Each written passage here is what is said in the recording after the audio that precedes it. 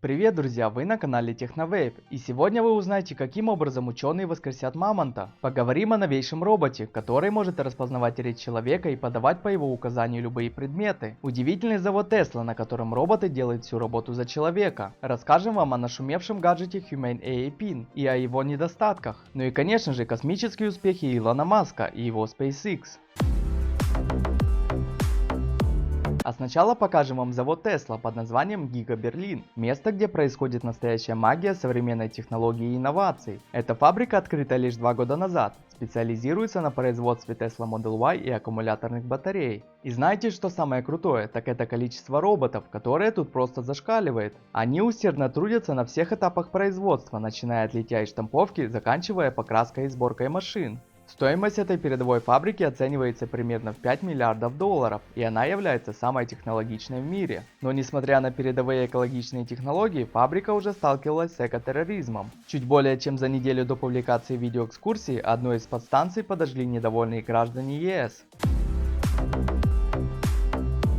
А теперь поговорим о производителе робототехники под названием Figure, о котором мы говорили ранее. Компания представила первые плоды совместной работы с OpenAI, с которой недавно заключила соглашение о создании следующего поколения искусственного интеллекта для андроидов. С использованием встроенных в робота F1 камер данные передаются в обширную зрительно-языковую модель, обученную OpenAI. Собственная нейросеть Figure также получает изображение с частотой 10 Гц через камеры робота. Модель OpenAI также ответственна за способность андроида понимать человеческую речь. Все эти потоки информации преобразуются нейросетью в быстрые низкоуровневые действия F1. Наглядным примером этого всего стало видео, где робот F1 стоял перед кухонным столом, описывая все, что видел. Затем он правильно отреагировал на просьбу человека дать ему что-то съедобное и аккуратно протянул яблоко. Во время съемки видео роботом никто не управлял, и запись не была ускорена при монтаже. Этот результат действительно впечатляет, учитывая, что прошло всего 2 недели. Руководитель компании говорит, что целью является обучение модели таким образом, чтобы она могла управлять действиями миллиардов человекоподобных роботов.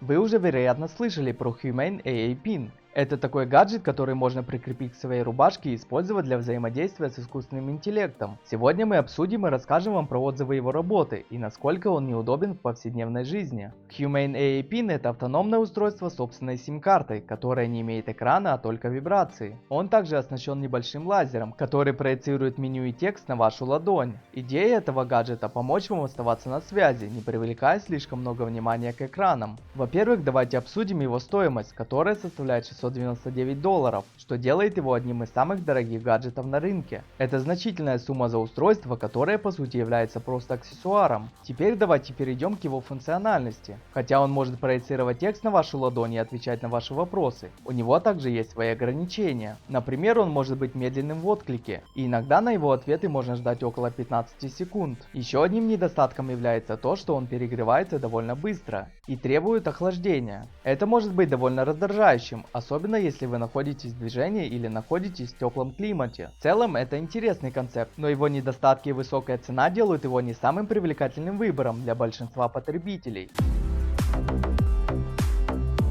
Ученые приближаются к тому, чтобы вернуть шерстистого мамонта. Стартап по вымиранию Colossus Beyond Sciences хочет вернуть шерстистого мамонта. Ну, не совсем шерстяной мамонт, а ген азиатского слона отредактированный, чтобы придать ему пушистые волосы и слой жира, который позволил его близкому родственнику процветать в среде ниже нуля. Ученым удалось перепрограммировать клетки азиатских слонов в эмбриальное состояние, которое может привести к появлению любого другого типа клеток. Это открывает путь к созданию спермы и яйцеклеток слона в лаборатории и возможности тестировать правки генов без необходимости часто брать образцы тканей у живых слонов. Более того, эта технология имеет потенциал для применения в других областях. Возможность создания спермы и яйцеклеток в лаборатории может улучшить программы племенного разведения, спасая уязвимые популяции животных от вымирания. Кроме того, исследования в области природоохраны и биомедицины могут воспользоваться этим новым методом для изучения вирусов и разработки новых лечебных подходов. Ну и наконец это свершилось. После двух неудачных попыток SpaceX Илона Маска 14 марта 2024 года удалось успешно запустить прототип ракеты Starship на земную орбиту. Эта ракета предназначена для доставки астронавтов на Луну и дальше на Марс. В предыдущих двух попытках, произошедших 20 апреля и 18 ноября прошлого года, ракета взрывалась. На этот раз запуск космодрома возле пляжа Бока-Чика в Техасе прошел без проблем. Все 33 двигателя ускорителя Super Heavy, гигантской 122-метровой ракеты, работали исправно, после чего отделились от основной части. План SpaceX включает тестирование открытия и закрытия люка полезной нагрузки Starship, чтобы проверить его способности доставки спутников и других грузов в космос. Компания также планирует повторно запустить двигатели в космосе для проведения бортовых испытаний, чтобы в будущем корабли Starship могли дозаправлять друг друга прямо на орбите. Компания ожидает, что ракета совершит облет половины земного шара, а затем затормозится в атмосфере и упадет в Индийский океан. Мягкое приземление – цель для будущих испытаний. Друзья, спасибо всем, кто досмотрел наше видео до конца и поставил лайк. Также не забывайте подписываться на наш канал. Увидимся в следующем выпуске.